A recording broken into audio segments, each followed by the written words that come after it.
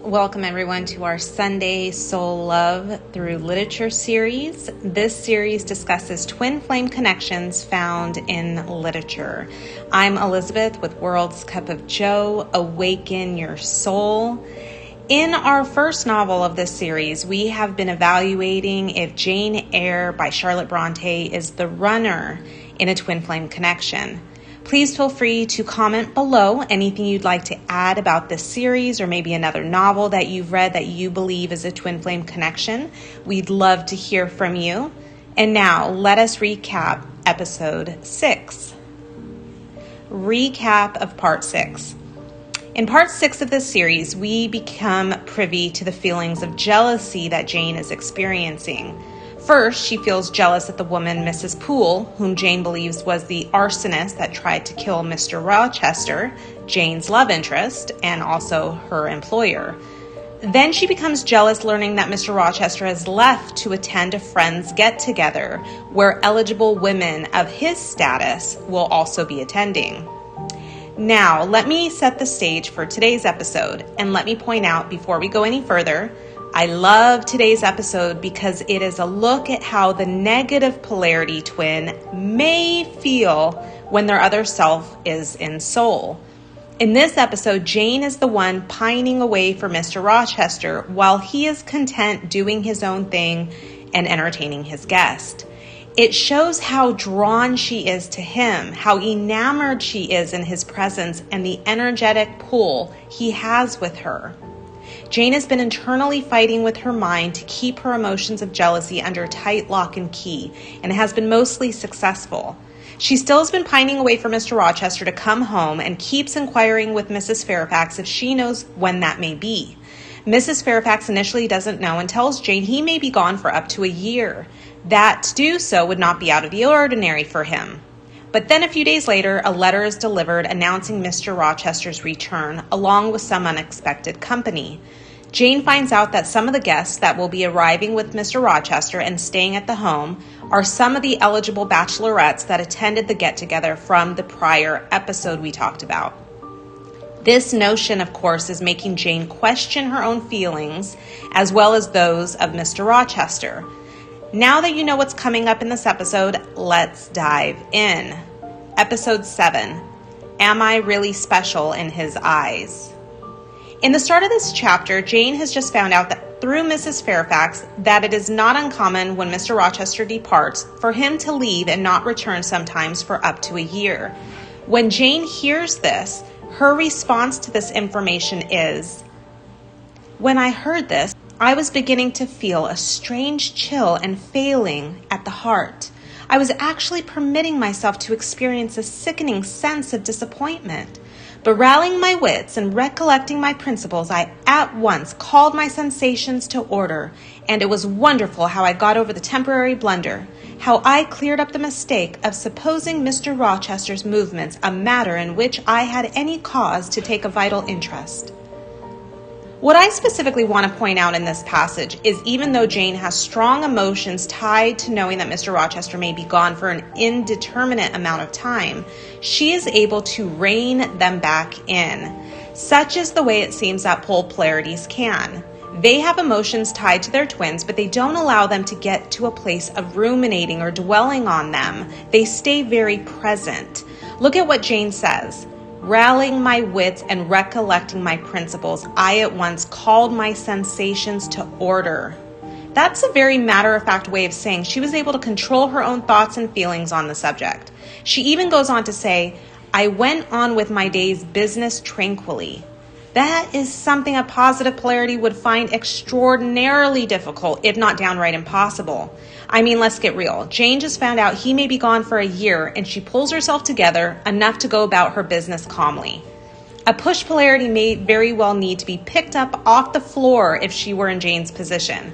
There's no way one could return to work and use the term tranquilly to describe the mood. The level of fear, anxiety, and addictive energy would have been flowing out like the water gushing over Niagara Falls.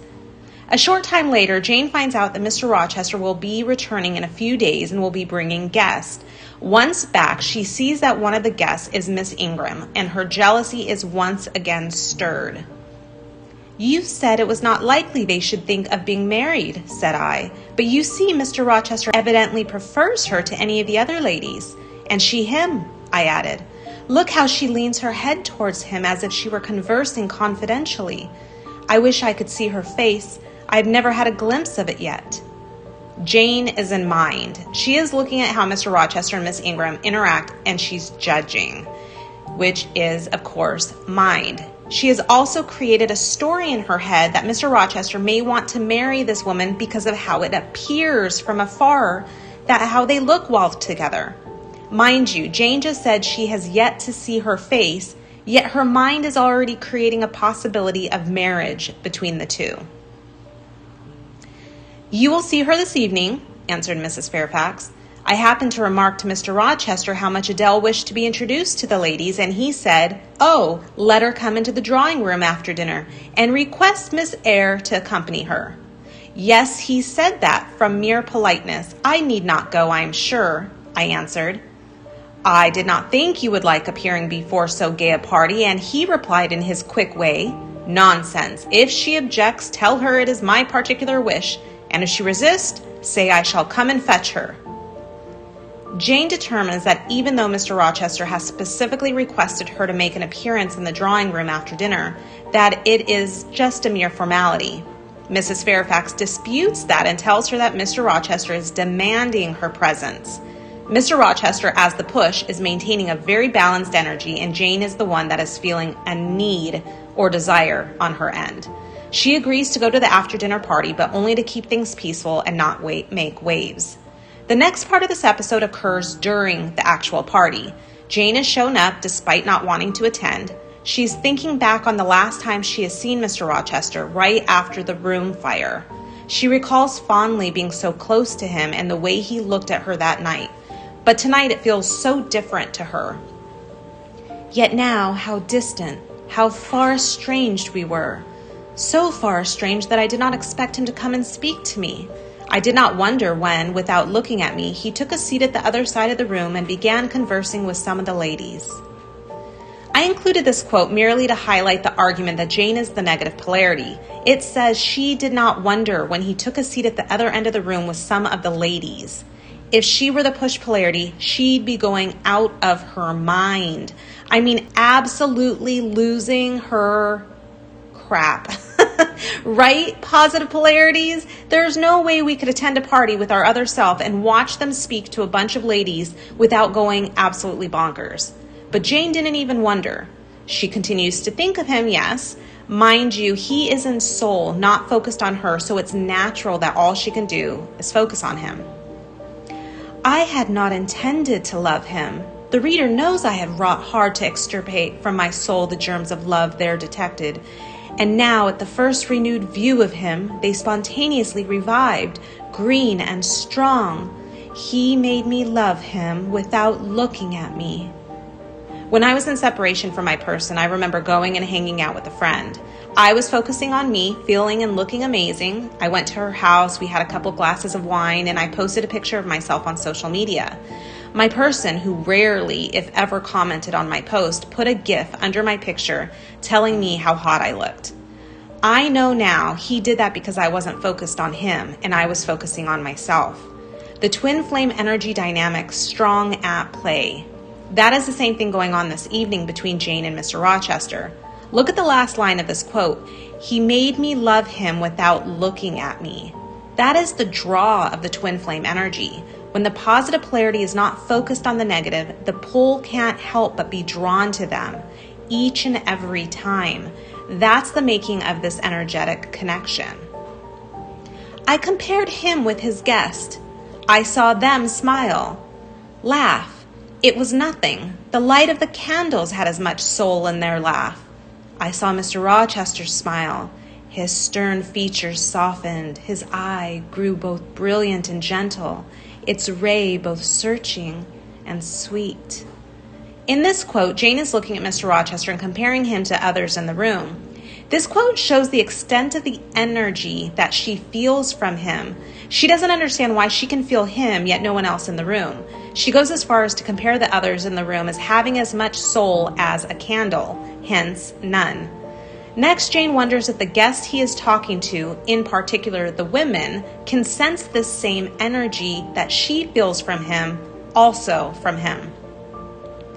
I wondered to see them receive with calm that look which seemed to me so penetrating. Yet I was glad when I found they were in no sense moved. He is not to them what he is to me, I thought. He is not of their kind. I believe he is of mind. I am sure he is. I feel akin to him. I have something in my brain and heart, in my blood and nerves that assimilates me mentally to him. This quote has twin flame all throughout it. She wanted to see if the women he was talking to felt that same energetic connection to him, and yet they didn't. And she was relieved to see that his countenance didn't affect them the way it did her.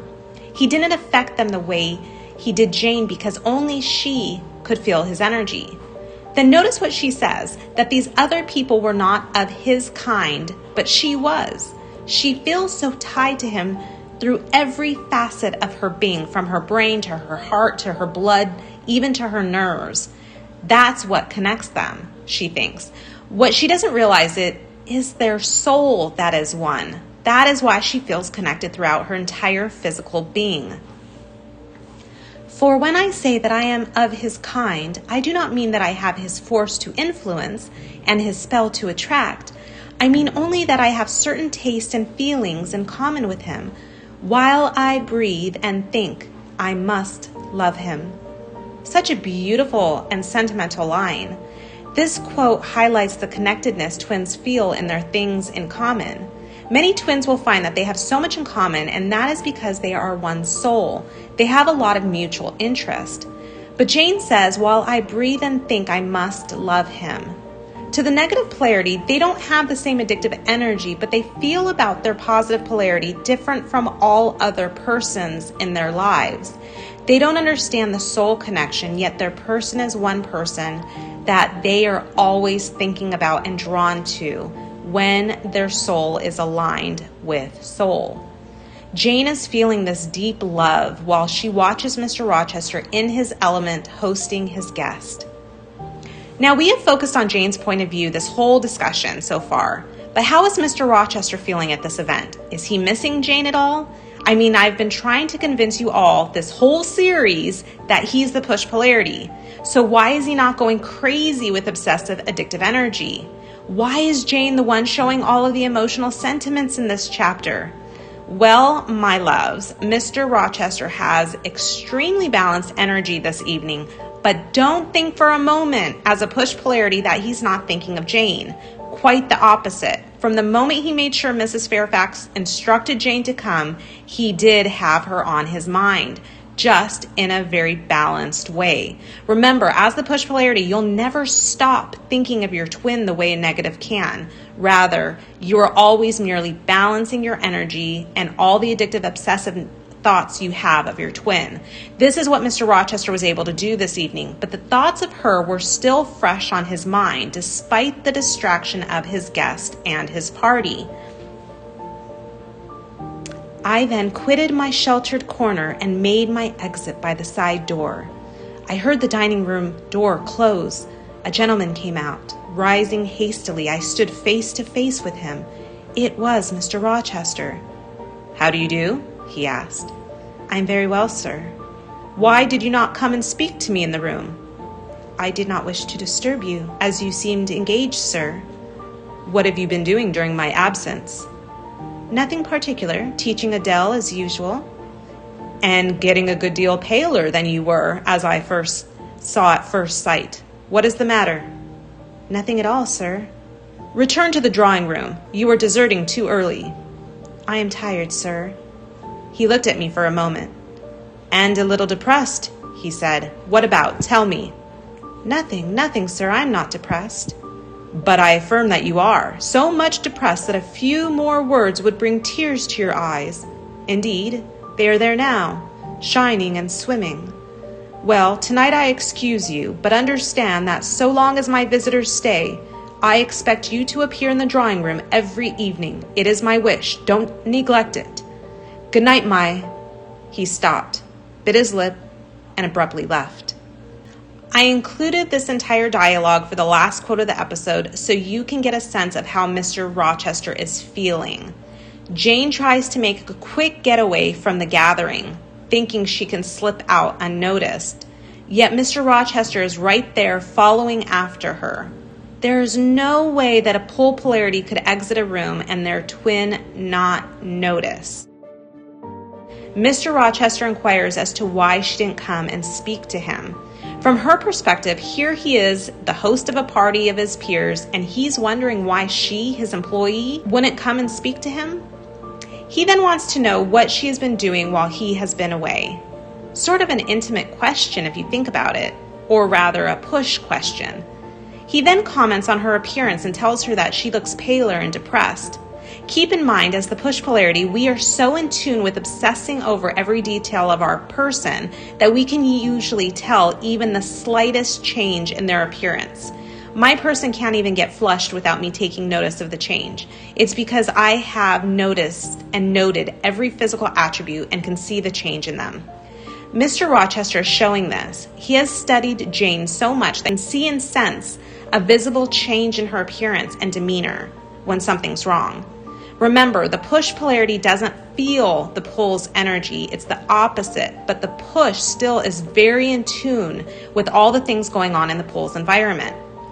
Now to conclude this episode, Mr. Rochester tells Jane she can go back to her room, but he instructs her that every evening from here on, if his guests are in the drawing room, he expects her to be as well. And then he responds and says goodbye. Good night, my... and stopped short. Was he going to say goodnight, my love? Probably.